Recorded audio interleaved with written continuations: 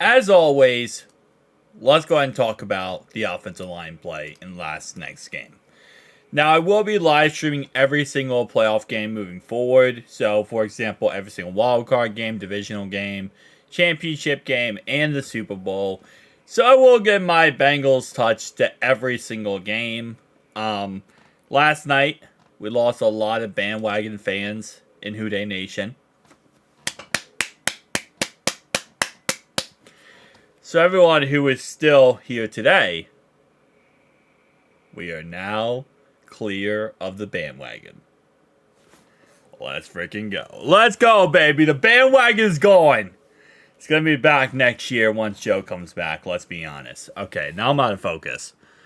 I'm also, little side note here, I'm also going to be starting a channel probably sometime in the next month or so for the Cincinnati Reds. So, I will be covering news updates for the Cincinnati Reds on another channel, so I'll give you guys more detail when I create it and all the information, but yes, we will be covering Cincinnati Reds, not on this channel, but on a separate channel, and I will be probably making as much videos. Like this year I made around, I believe, 1,300 videos on the, 1,300 videos this year on the Cincinnati Bengals on this channel alone. And I think just a little, I'm not comparing myself to anybody, but like a normal YouTuber, I feel like if you do one video a day, that's like 364 videos. If you do 2 videos a day, that's 600 videos. 3 videos a day, 900 videos. I think I average around 3.5 to 4 videos a day. So you know what? We cover the Cincinnati Bengals on this channel. I'm not saying that I'm going to do 3 videos a day on the Cincinnati Reds on my other channel. I might do 1 video a day. I will promise at least 1 video a day for the Cincinnati Reds. I don't know if it's 1, 2 videos. Maybe it ends up being 3 videos. Who knows? You already know I get a little crazy. Alright. So, starting off right away from last night's game, Cody Ford, who played 7 snaps, actually. He only played 7 snaps. I put him on here because he played 7 snaps, and I think it's like, you know, the most positive angle to look at because our line last night was so bad that, like, at least Cody Ford being in here makes things a little bit better. 78.8 pass blocking grade, 5.7 pass rushing gives up. It is what it is, man. At the end of the day, he played 7 snaps, okay? Orlando Brown, left tackle, 77.4. 0% of the time, someone got past him, which I guess this is a very loose definition because I do remember the one guy going right through him and getting right to, very late in the game, actually, but the sack, I think it was on the second to last drive, the guy went right around Orlando Brown. I guess he technically, you could make the argument that Jake kind of moved back too far in the pocket, dropped back too far, and kind of put himself up for the sack, but it is what it is. Teddy K, 65.4. Cordell Volson, 55.4. Jonah Williams, 55.3. And now it's Kappa, 12.6. And I think it's very obvious we're going to draft a right tackle in the first round. So our franchise tackle position is going to be changed with Jonah Williams. We're going to have to move on from him in every way possible. He's also on contract year, so there's no way I don't really see any way we bring him back.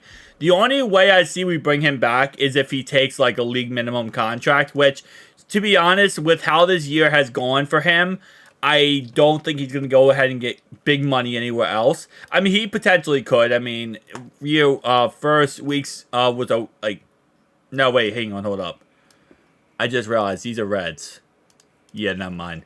First week he sucked. Second week he sucked. Third week he was actually okay. Fourth week he was good. Fifth week he was good. Sixth week he was okay at best. Eighth week, obviously, had a bye week. Eighth week he was serviceable. Ninth week he sucked. 10th week he sucked. 11th week he was actually the best offensive lineman we had. 12th week he sucked. 13th week he sucked. 14th week he really sucked. 15th week he was an offensive lineman for us. And then 14th week, it was actually pretty damn good. I'm not gonna lie to you. And I just said these all out of order, but yeah. So I think we're probably give him like a very small contract. See if he comes back. If he doesn't, then we'll probably just get rid of him. And we'll probably draft the right tackle in the first round, be a franchise tackle. Kappa did get hurt in this game. He played 42 out of 47 of the offensive snaps he could play.